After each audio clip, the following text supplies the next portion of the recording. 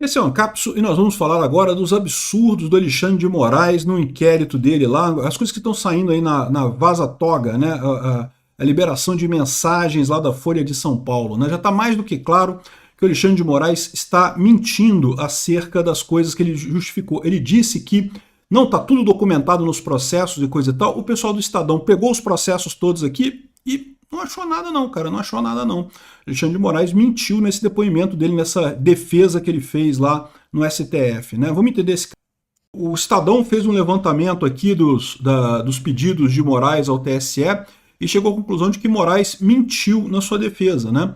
Você lembra, Alexandre de Moraes falou que não tinha nada errado e que tudo estava documentado nos processos, né? Então beleza, o pessoal do Estadão falou, botou os estagiários lá para dar uma olhada nos processos todos, para ver onde é que estava documentado aqueles pedidos do Alexandre de Moraes para o TSE para produzir aqueles relatórios e os próprios relatórios, onde é que isso estava dentro do inquérito, né? Porque é lógico, se aquilo ali foi feito para se tomar uma decisão, para bloquear a conta de alguém, alguma coisa, isso tem que estar no inquérito, né? E olha só que coisa, mesmo nas partes que não tem sigilo, porque esse é um problema, né? A maior parte dos casos, você tem, o Alexandre de Moraes decretou sigilo, então em tese não tem nem como você ver se isso está no inquérito ou não, porque ninguém consegue ver o inquérito. Esse negócio de inquérito sigiloso já é uma outra ilegalidade por si só, né? Você sabe, inquéritos por definição devem ser públicos, exatamente porque a justiça ela é essencialmente pública, né? Ela tá fazendo um favor à sociedade, em tese tudo que está sendo feito ali, está dito ali, é parte de uma investigação, né? Existem casos de sigilo que são determinados, por exemplo, quando você tem participação de crianças, porque pode causar algum trauma em criança e coisa e tal, ou quando você tem realmente assuntos de segredos importantes que podem ser revelados, fazem parte disso daqui. Esse caso aqui é um caso que está todo mundo ciente do que é, qual é o caso que está sendo investigado, e não tem nada demais nisso daqui. O sigilo é colocado nesse processo, evidentemente por conta de o Alexandre de Moraes saber que não tem nada para manter o processo, querer manter o processo do mesmo jeito, e com isso mantém sigilo para ficar mais difícil das pessoas investigarem, né? Então, mesmo nas pessoas que não têm sigilo, o pessoal fez a busca aqui, ó, analisou 7.000 páginas de 700 peças públicas, documentos que compõem o inquérito, ofícios, petições de defesa e coisa e tal, e não encontrou nenhuma menção a esses relatórios produzidos pela AED e também os pedidos do Alexandre de Moraes para eles, né? Ou seja, essa coisa toda, simplesmente Moraes mentiu, não está tudo documentado nos processos, né? Essas coisas todas o Alexandre de Moraes estava mantendo como uma forma de fazer ataque político puramente. É o que está mais do que claro, né? É o que diz essa outra coluna aqui do Estadão também, do Francisco Leali. O Moraes mirou live do argentino para pegar Eduardo Bolsonaro, né? E esse é o problema da coisa, né? Todo esse esquema, o que está mais do que óbvio agora é que o Alexandre de Moraes ele tinha os alvos, ele determinou os alvos e falou, quero achar alguma coisa sobre esses alvos. Isso é o absurdo, né? O absurdo de perseguição policial, é o exemplo clássico de perseguição policial. O poder de polícia que a polícia tem e o TSE tem também, não inclui o poder de você sair procurando coisas sobre uma pessoa. Você precisa ter uma provocação para isso, precisa ter um motivo para isso, para fazer essa investigação. Simplesmente, quero pegar o Eduardo Bolsonaro, não é um motivo para fazer esse tipo de coisa, né? Ou seja, transparece nesse caso aqui o que a gente já sabia, né? O que eu falo é isso. Essas informações da Vaza Toga até aqui não trouxeram nenhuma informação que a gente não soubesse já, mas realmente só escrachou aquilo que a gente já sabia, só ficou mais claro ainda as coisas que a gente já tinha conhecimento, e agora tem substância, né? Tem provas de que isso acontecia assim, que é justamente essa ação toda contra os bolsonaristas, é uma ação encenada, é uma coisa de propósito, é para pegar os bolsonaristas mesmo, né? A gente chegou a mostrar aqui já na matéria da Folha, falando que não, a gente está querendo pegar essas pessoas aqui, procura dessas pessoas aqui, e uma lista de deputados bolsonaristas e coisa e tal. O caso aqui do Eduardo Bolsonaro também fala que ele pediu para investigar o Eduardo Bolsonaro, a ligação dele com aquele Fernando Serimedo lá da Argentina, né, que foi um argentino que fez umas lives e coisa e tal. Eu expliquei no meu vídeo lá no canal Safe Source por que o argentino está errado naquelas supostas provas que ele apresentou sobre a urna eletrônica, né? Mas, de novo, a minha posição é essa. Eu não vi nenhum problema nas urnas eletrônicas, mas eu acho que as pessoas têm o direito de questionar. Ninguém está acima de crítica nenhuma, principalmente o governo. O governo, por definição, tem que poder ser criticado. Governo que não pode ser criticado é ditadura por definição, né? Já falei várias vezes aqui e faço questão de repetir. O que diferencia uma ditadura de uma democracia não é o fato do governo dizer que é uma democracia ou o governo dizer que é uma ditadura. Até porque nenhum governo diz que é uma ditadura. Até as ditaduras mais ferrenhas do mundo, como a Coreia do Norte, a República Democrática Popular da Coreia do Norte, né? Todo mundo diz que é democracia. Ninguém vai dizer para você, não, República Ditatorial da Coreia do Norte. Não vai ter isso. Nunca. Governo nenhum fala que é ditadura. Como é que você diferencia uma ditadura de uma democracia?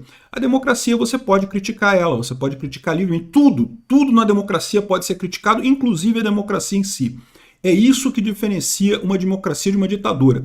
Se a coisa aqui no Brasil é chamada de democracia, mas você não pode criticar a eleição, não pode criticar a urna eletrônica, não pode criticar o carequíssimo senhor da república lá, o dono do país, pelo visto, se você não pode criticar alguma coisa no governo, então isso aqui é uma ditadura. É o que a gente está vivendo nesse momento. E o Maduro, mesma coisa, o Maduro, o pessoal criticando, nós sendo preso por criticar o Maduro, né? Enfim, o cara falando aqui, no final o cara abre o bico aqui, falando, não, porque isso foi importante para aqui, ó. No final, a maioria chegou à conclusão, a corte julgou ser necessário sair do Olimpo para tratar a barbárie que se instaurou no 8 de janeiro. Que barbárie, cara. O 8 de janeiro foi um protesto violento, terrível? Foi. Mas o que é resultado daquilo ali? O que é sair daquilo? Não tinha para onde ir aquilo ali. Era só um monte de gente desesperada quebrando coisa lá. Tem que ser punidos por isso. Quebraram um monte de coisa indevidamente. A gente não pode ficar igual à esquerda, não pode ser isso. Agora, dizer que ia ter golpe ali, que nunca houve em momento algum risco para a democracia do Brasil, porque os militares não iam fazer golpe, então não tinha, nunca em momento algum teve risco. E eu sempre falei isso, né? Nunca teve chance de golpe por aqui, né? Enfim, e tem o caso absurdo da vaza-toga da reforma da casa do Alexandre de Moraes. O Alexandre de Moraes queria reformar a casa dele, aí quis contratar um pessoal para reformar a casa dele. E aí, beleza, olha só, de novo, isso é normal, tá? Em várias questões de contratação pelo governo federal, por pessoas importantes, o pessoal faz um background checking, né? Uma checagem de antecedentes e coisa e tal, para saber se a pessoa não é alguém ligado a grupo terrorista e coisa e tal, né? Isso faz sentido, né? É uma coisa meio lógica. Só que já tem um grupo para fazer isso. A própria segurança do STF já faz esse tipo de análise, né? Por que o Alexandre de Moraes usou o sistema de combate à desinformação do TSE para fazer esse tipo de coisa? Esse sistema de combate à desinformação deveria focar na internet, né, na coisa, né?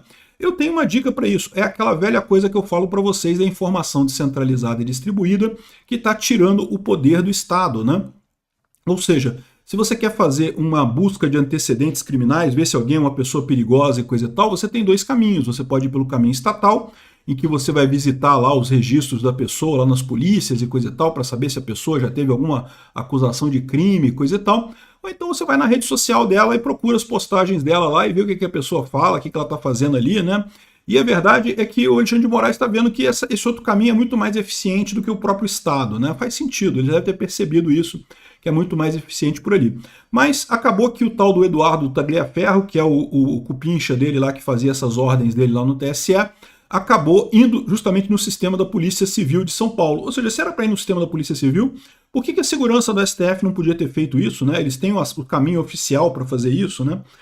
Um absurdo isso daí, que mostra mais uma vez que esse órgão do Alexandre de Moraes é tipo uma assessoria estendida dele, não é de fato um órgão independente. E não sendo um órgão independente, sendo meramente uma assessoria do juiz, jamais poderia participar na produção de provas para qualquer coisa que seja, né? Um absurdo isso. Bom, o ex-assessor do Alexandre de Moraes, o Eduardo Tagliaferro, que todo mundo está questionando, né? Será que foi ele que entregou o celular para a Folha, né? Segundo a informação, o celular dele foi apreendido pela Polícia Civil de São Paulo e está com a Polícia Federal de São Paulo ainda, está com a Polícia Civil de São Paulo ainda até hoje, né? Então, em tese, o celular dele está com a polícia. Ele não poderia ter entregue esse celular para a polícia. Mas veja, tem um monte de poréns nessa história aí, né? Pode ser que tenha vazado a informação da própria polícia. A polícia diz que não tinha a senha dele e não tinha acesso ao conteúdo do celular, né? O celular estava desligado. Mas vocês sabem que existem sistemas de invasão de celular, né? Sistemas da Pegasus e coisa e tal, que são usados exatamente para você invadir esses celulares e obter as informações ali. Justamente as polícias têm acesso a esses sistemas para quebrar esse tipo de coisa. Eu sempre falo para o pessoal que é importante estar sempre com o seu iOS atualizado, porque tipicamente eles se baseiam em falhas de sistemas anteriores, de versões anteriores do iOS e do Android. Então, se você tiver com o iOS e com o Android na última versão, a polícia dificilmente consegue tirar as informações que estão no seu celular. Mas com a versão mais desatualizada, você acaba sendo alvo desse tipo de coisa, né? Você pode ter o celular quebrado pela polícia caso eles peguem o seu celular. Mas não é só isso, tá? Muita gente que tem iPhone tem backup na nuvem, né? É muito comum o iPhone já oferece a opção de você fazer o backup na nuvem e daí todas as informações que tem no seu celular ficam guardadas na nuvem. Caso o seu celular seja roubado, você pode mandar uma ordem muito rapidamente para apagar o seu celular inteiramente. Você compra um celular novo e baixa todo o conteúdo da nuvem para o seu celular novo. É como se não tivesse sido roubado o seu celular, tudo volta ali. Então, eu não sei, a gente não sabe como que essas conversas vazaram, mas uma possibilidade é exatamente essa, né? O Tagliaferro teria um backup desse na nuvem e aí ele consegue recuperar esse celular dele e entregar para a Folha de São Paulo, né? Ele consegue recuperar isso, mesmo que o celular original dele esteja na Polícia Civil de São Paulo. Enfim, continuamos não sabendo ainda com certeza de onde é que vieram essas mensagens, mas a essa altura todo mundo sabe que foi do celular do Tagliaferro. Se foi o Tagliaferro que entregou, se foi outra pessoa, se foi a polícia que entregou, não sabemos, né? Bom, olha só que coisa curiosa. O Otto Alencar, que é do PSD, diz que não vê motivo para impeachment do Alexandre de Moraes, né? O Otto Alencar, ele é governista, apoia o Lula e coisa e tal. E eu só quero ressaltar isso daqui mais uma vez, porque eu estou falando para vocês, a minha suspeita de quem está por essa ação, eu digo ação lá atrás, que soltou o Lula da cadeia, que mudou o judiciário, toda a decisão em cima da Lava Jato para tentar eleger o Lula, tirar Bolsonaro a qualquer custo. Gilberto Kassab é o nome da pessoa que está por trás dessa maquinação toda, né? PSD. E é o senhor, só está corroborando aqui o senhor Otto Alencar, cupincha do Gilberto Kassab, está corroborando essa minha suspeita de que seja ele por trás dessa história toda, essa enjambração toda da justiça brasileira contra o Bolsonaro, né? E bom, tem um impeachment do Alexandre de Moraes, um abaixo-assinado aqui. Isso não é algo que evidentemente garanta que vai mudar alguma coisa, né? Abaixo-assinado pode simplesmente ser ignorado pelo governo, mas é sempre bacana quando você tem um abaixo-assinado com um grande número de assinaturas pedindo o impeachment do cara. Isso pode ajudar de alguma forma. Eu vou deixar o link do abaixo-assinado na descrição desse vídeo para quem quiser participar.